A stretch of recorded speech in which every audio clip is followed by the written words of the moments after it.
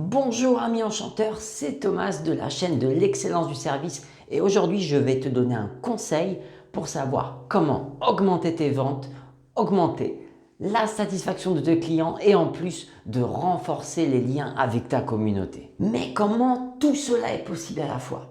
Et si tu interrogeais tout simplement tes clients? Et avant que je commence à te donner tes conseils, n'oublie pas de télécharger gratuitement le livre blanc. C'est plus de 50 pages de conseils pour savoir comment enchanter tes clients. C'est surprenant, n'est-ce pas? Mais c'est pourtant le meilleur moyen de répondre à leurs besoins. Dans cette vidéo, je vais te dire pourquoi il est si important d'interroger ses clients et les impliquer dans les choix de nos produits qu'on va mettre en vente, et je vais te donner quelques conseils pour faire ça dans ton commerce. Quand je parle d'interroger ses clients sur les produits, on peut prendre un exemple tout simple. C'est par exemple des restaurants qui vont mettre deux plats sur Instagram et qui vont demander à leur communauté lequel ils préféraient dans le menu. Ou tout simplement, ils vont mettre un menu entier sur les réseaux sociaux ou même par mail et ils demanderont aux clients de choisir entre les deux. Mais je vais t'expliquer tout ça en détail à la fin de la vidéo en te donnant des conseils comment dupliquer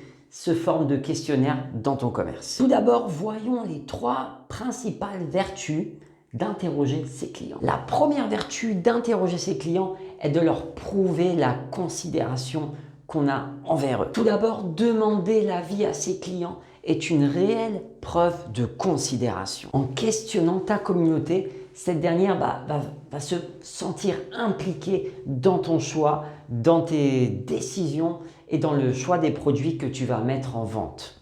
Quand je parle de produits, je peux également parler de services ou autres prestations. Ta communauté va vraiment se sentir impliquée dans la prise de décision, et vu que tu vas leur demander quel produit, quel service ou autre prestation ils préfèrent voir chez toi, ils préfèrent acheter, ils vont vraiment se sentir impliqués tout simplement dans la marque, dans l'entreprise ou dans ton commerce. Alors bien évidemment, il n'est pas nécessaire de leur demander la conception d'un produit, mais peut-être tout simplement de choisir entre les deux ou de leur proposer certaines caractéristiques auxquelles ils pourront être amenés à voter. Premier point super important, c'est de prouver la considération que tu as envers ta communauté. Et justement, le fait de les interroger va renforcer énormément le lien que tu as avec tes clients. Deuxième vertu et pas des moindres, grâce à ça, tu augmenteras considérablement tes ventes. Alors, tu vas te dire comment c'est possible d'augmenter les ventes tout simplement en interrogeant mes clients. Tout simplement, tu vas déjà créer un effet de teasing, un effet d'attente. Le fait d'interroger tes clients, de leur parler d'un produit, de leur montrer ce produit, le fait qu'ils sont déjà impliqués dans cette prise de décision va créer cette attente. Et vu qu'ils sont impliqués dans la construction de cette offre, ils vont vraiment attendre le résultat. Par exemple, si on me demande quel produit je préfère, voilà, je vais prendre ma décision, je vais voter et finalement j'aurai quoi? J'aurai vraiment hâte de retrouver ce produit et de voir finalement quelle qualité, quel goût il a, etc. Donc finalement, c'est le jackpot parce que d'un côté, tu vas demander à tes clients ce qu'ils préfèrent. Certains te donneront peut-être des conseils. Il y en a vraiment qui sont super impliqués. Je vais reprendre l'exemple du restaurant parce que pour moi, c'est le plus parlant. Mais on va proposer deux plats aux clients. On va dire deux burgers vraiment basiques. Certains vont voter pour A ou B. Et tu en as même d'autres qui vont te donner des commentaires, des idées d'amélioration, etc. Donc, tu as du conseil gratuit, vraiment. Et en plus du conseil, tu as de la publicité. Tu fais du teasing et tout ça gratuitement grâce soit au mailing, soit grâce aux réseaux sociaux. Donc, je pense que tu vois où je commence à vouloir en venir. Tout simplement, d'abord, tu vas souder ta communauté et ensuite, tu vas créer cet effet de teasing, renforcer l'implication, tu vas récolter des conseils et finalement, tu vas générer cette attente et les personnes qui ont été impliquées dans la prise de décision auront qu'une hâte, c'est de tester ton produit. Devrais-je dire leur produit. Et enfin, troisième vertu, c'est l'augmentation de la satisfaction client. Mais je pense que là, tu commences à deviner pourquoi. Alors pourquoi on va augmenter la satisfaction client? Parce qu'on va partir de leurs besoins, parce qu'on va les écouter. Et la satisfaction, c'est quoi? Finalement, c'est répondre aux besoins de nos clients. Pour rappel, pour les personnes qui ne savent pas, la satisfaction, c'est l'écart entre la qualité perçue du client. Donc, par exemple, si je vais au restaurant, que je goûte à un plat, donc c'est la qualité que je vais ressentir, et la différence entre ce que j'attendais, mon besoin primaire en fait. Pourquoi je suis venu. Donc cet écart, ça s'appelle la satisfaction. Si par exemple je m'attends à un produit, je ne sais pas, on va dire un burger, désolé pour l'exemple facile, mais c'est le plus évident, un burger bien gourmand avec beaucoup de sauce, c'est fat, hein, désolé. Mais si je m'attends à ça, et si on m'offre un burger light, bah forcément il y aura un écart de perception et donc une déception.